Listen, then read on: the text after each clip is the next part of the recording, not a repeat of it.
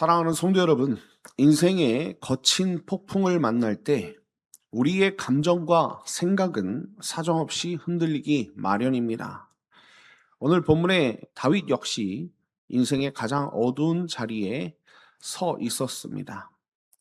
하나는 사울 왕을 피해 어두운 굴 속에 숨어야 했던 개인적 절망의 자리였고, 다른 하나는 나라 안팎으로 대적들이 기습해오는 민족적 위기의 자리였다는 것입니다.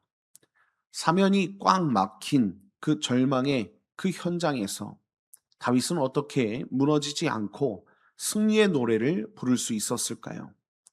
오늘 말씀을 통해서 환경을 뛰어넘어 역사를 주관하시는 하나님의 절대 주권을 바라보는 참된 신앙의 비밀을 함께 묵상하고 깨닫고 은혜를 나누는 시간을 갖기 원합니다. 자, 사면이 막힌 절망의 자리에서 우리는 어떤 결단을 내려야 할까요? 자, 첫 번째는 이것입니다. 첫 번째는요, 마음을 확정하고 찬양으로 새벽을 깨워야 합니다. 오늘 말씀 1절, 2절을 읽어보겠습니다. 하나님이여 내 마음을 정하여 싸우니 내가 노래하며 나의 마음을 다하여 찬양하리로다. 비파야 수구마 깰지어다. 내가 새벽을 깨우리로다. 아멘. 여러분, 오늘 말씀을 보니까 다윗은 고난의 굴 속에서 내 마음을 정하였다고 선포하는 것을 볼 수 있습니다. 여러분, 이 선포는 믿음이죠. 여기서 정하였다라는 이 말은요, 마치 거센 파도 속에 배가 떠내려가지 않도록 닻을 깊이 내렸다라는 그런 뜻입니다. 인생의 형편과 그리고 감정에 따라 요동이 치던 그 마음을 지금도 살아 역사하시는 하나님께 온전히 고정시켰다라는 그런 고백 아니겠습니까? 그렇기에 다윗은 잠자는 악기들을 향해서 깨어나라 명령하고 있고요. 아직 어둠이 짙은 새벽을 자신의 찬양으로 먼저 깨우겠다고 그렇게 선포하는 것을 볼 수 있습니다. 자, 이어서 4절을 보면 이렇게 말씀하고 있어요. 4절입니다. 주의 인자하심이 하늘보다 높으시며 주의 진실은 궁창에까지 이르나이다. 아멘. 여러분, 다윗이 이토록 마음을 고정할 수 있었던 마음, 그렇게 굳게 마음을 먹을 수 있었던 이유는요, 자신의 처지가 그 환경이 좋아서가 아니었습니다. 하늘보다 높으신 하나님, 그 하나님의 인자하심과 우주에 가득한 진실하심을 영적인 눈을 들어서 믿음으로 바라보았기 때문에 그렇다는 거예요. 사랑하는 성도 여러분, 찬양이라는 것은 내 기분과 상황이 좋을 때만 드리는 그런 일시적인 감정의 표현이 아니라는 것입니다. 환경이 변할지라도 나를 향한 하나님의 그 언약적 사랑은 영원하기 때문에 그 어떤 상황에도 불구하고 그 하나님의 신실하심에, 그 인자하심에 우리의 영혼의 닻을 하나님 앞에 내릴 수 있는 그런 신앙의 거룩한 의지라는 것입니다. 여러분, 상황이 바뀌기를 기다리면서 불평하고 원망하기보다 변함없으시고 상황보다 더 뛰어나신 그 하나님을 향해 우리가 마음을 확정하고 믿음으로 주님을 찬양하기를 소망합니다. 그래서 우리도 인생의 정말로 칠흑 같은 그 어둠의 그 새벽 가운데서도 그 새벽을 깨우며 믿음으로 주님 앞에 찬양하는 저와 여러분 다 되시길 예수님의 이름으로 축원드립니다. 자, 두려운 현실과 폭풍 한복판에서 우리가 붙들어야 할 영혼의 닻이 무엇입니까? 자, 두 번째는 이것입니다. 두 번째는요, 성수에서 말씀하시는 하나님의 주권을 신뢰해야 한다는 것입니다. 자, 오늘 말씀 6절, 7절을 보면 이렇게 말씀하고 있습니다. 주께서 사랑하시는 자들을 건지시기 위하여 우리에게 응답하사 오른손으로 구원하소서. 하나님이 그의 성소에서 말씀하시되 내가 기뻐하리라. 아멘. 여러분, 다윗은 위기 속에서 공동체를 향해서 뭐라고 얘기합니까? 주께서 사랑하시는 자들이라고 그렇게 부르고 있다는 거예요. 저와 여러분은 우리 하나님께서 사랑하시는 자들인 줄 믿습니다. 여러분, 인간의 공로나 조건이 아니라 하나님의 무조건적인 사랑, 선택과 그 사랑이 우리 안에 있다는 거예요.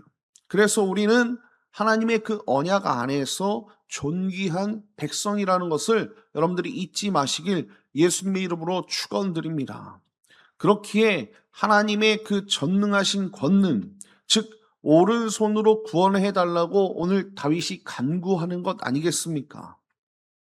이 간구에 대해 하나님은 이미 그의 성소에서 뭐 하셨다? 말씀하셨다라고 선포하고 있다는 것입니다. 여러분, 전쟁의 수험이 가득한 전장이 아니라 가장 거룩한 성소에서 완료형으로 이미 선포된 하나님의 주권적 선언이고 약속이라는 것을 여러분들이 잊지 마시길 예수님의 이름으로 축원드립니다. 8절과 9절을 보면 이렇게 말씀하고 있습니다. 8절 9절입니다. 길르앗이 내 것이요 므낫세도 내 것이며 에브라임은 내 머리의 투구요 유다는 나의 규이며 모압은 내 목욕통이라 에돔에는 내 신발을 벗어 던질지며 블레셋 위에서 내가 외치리라 하셨도다. 아멘. 여러분, 하나님께서는 이스라엘의 모든 지파뿐 아니라 그들을 위협하는 모압과 에돔 그리고 블레셋까지도 하나님의 소유다라고 명시하고 계십니다. 대적들을 목욕통이나 신발장 같은 아주 비천한 노예의 도구로 비유하시면서요, 열방의 모든 권세가 하나님의 발 아래 있음을 엄히 있게 선포하고 계신다는 것입니다. 사랑하는 성도 여러분, 우리의 가정이 흔들리고 일터가 무너지는 것 같은 그런 폭풍 속에서도 하나님은 여전히 온 우주를 다스리시고 통치하시는 절대 주권자이신 줄 믿습니다. 세상의 위협적인 소리에 우리가 귀 기울이지 말고 가장 거룩한 성소에서 이미 승리를 선포하신 그 약속의 그 하나님의 말씀을 우리의 영혼의 닻으로 붙드시길 예수님의 이름으로 축원드립니다. 세상의 국경선은 인간이 긋는 것 같으나 모든 역사는 하나님의 구속사적 경륜 안에서 온전히 성취됨을 믿으시길 예수님의 이름으로 축원드립니다. 하나님이 도우시지 않는 것 같은 처절한 밑바닥에서 우리는 어떻게 승리할 수 있을까요? 자, 세 번째는 이것입니다. 사람의 헛된 도움을 버리고 하나님을 의지해 용감히 행해야 된다는 것입니다. 자, 오늘 말씀 11절, 12절을 보겠습니다. 하나님이여 주께서 우리를 버리지 아니하셨나이까? 하나님이여 주께서 우리의 군대들과 함께 나아가지 아니하시나이다. 우리를 도와 대적을 치게 하소서. 사람의 구원은 헛됨이니이다. 아멘. 여러분, 다윗은 군사적 패배의 가혹한 현실을 마주하며 하나님이 자신들을 강하게 거절하여 밀어내신 것을 이렇게 표현하는 것입니다. 하나님께 거절당한 듯한 깊은 그런 버림받음의 그 고통을 오늘 11절, 12절에서 토로하고 있는 거예요. 그러나 다윗은 그 절망의 그 밑바닥 아래에서 위대한 신학적 진리를 고백하고 있다는 것입니다. 사람의 구원은 헛되다라는 거예요. 여기서 헛됨은 히브리어로 샤베로 쓰여져 있는데 텅 비어 있는 신기루와 같다는 것입니다.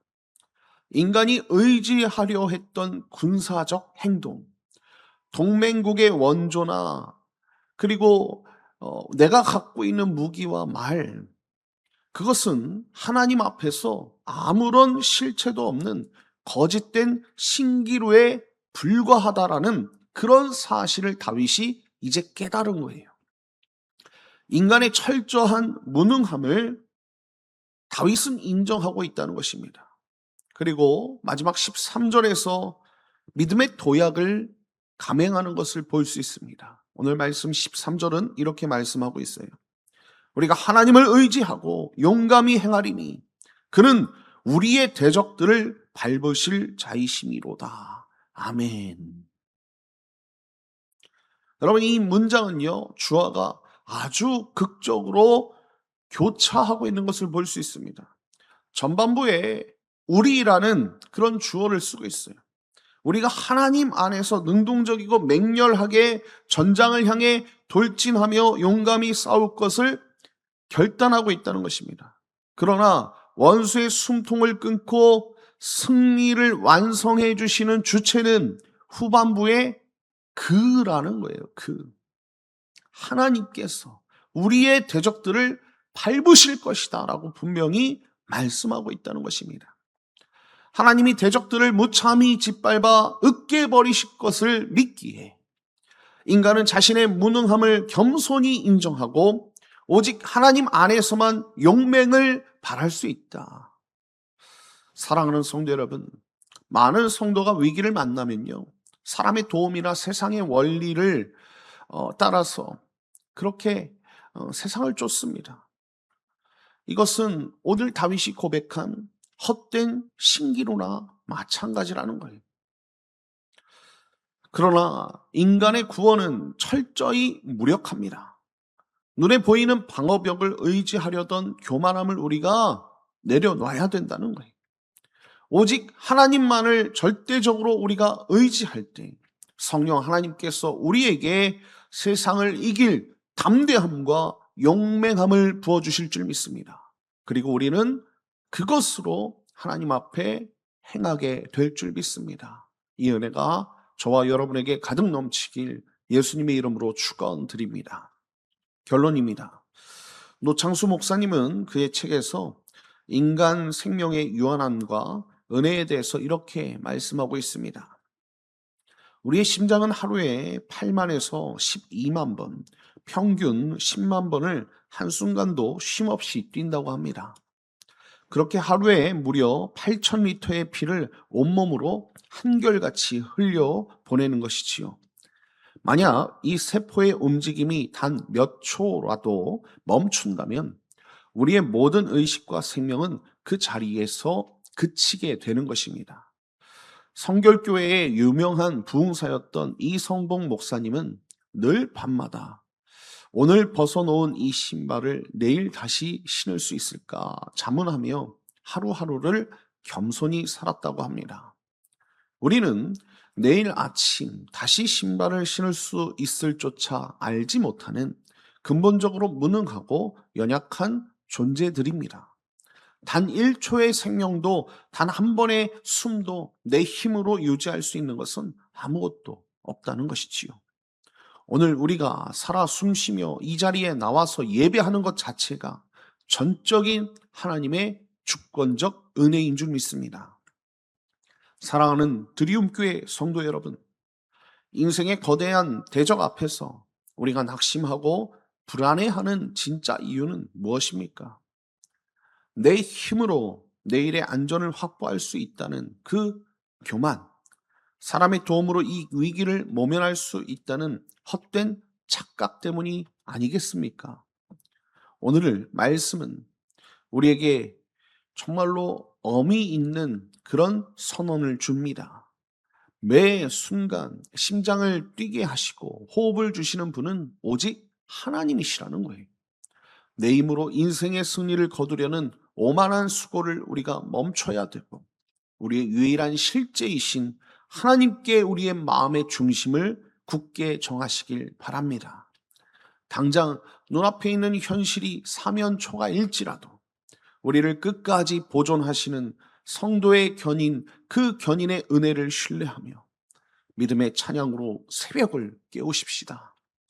우리가 하나님을 의지하여 오늘 하루를 용감히 살아낼 때 우리의 대적을 발 아래에 친히 짓밟으실 하나님의 위대한 승리가 저와 여러분의 삶 가운데 가득할 줄 믿습니다. 이 은혜가 우리 가운데 가득 넘치길 예수님의 이름으로 축원드립니다.